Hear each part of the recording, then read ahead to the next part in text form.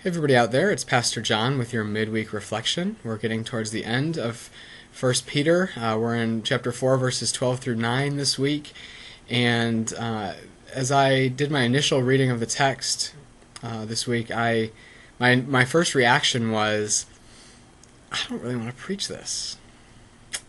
I thought this is, talking about suffering as a Christian, for being a Christian, and I was like, this is just not even relevant to anyone in our congregation. No, none of us are suffering for being Christians. Now, that's not true in all parts of the world. There are plenty of, and too many places in the world where Christians are suffering for their faith, but I thought, we're not. And I kind of thought to myself, well, maybe that's, it's just a difference. Peter tells Christians to expect suffering, and maybe it's just a difference between their culture and ours. And so as I was picking up my trusty commentary, the author writes something very similar. So she says, Peter was speaking in a time when Christian values and the resulting way of life contrasted markedly with Greco-Roman society. In other words, the values of Jesus were really, really different than the values of the society. In that setting, one could hardly be an uncompromising Christian and remain unrecognized as such. In other words, if you were following Jesus in that culture, it was going to be obvious because you were going to be living so differently than other people in your culture. And I thought, okay, so if that's the distinction, if we're going to suffer when our when our Christian values clash with cultural values,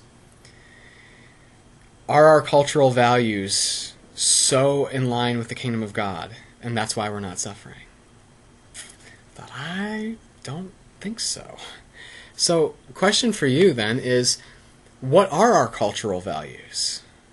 This is a hard question because we don't just go out and say, here's one of our cultural values, here's another cultural value. You have to kind of search, what are our cultural values?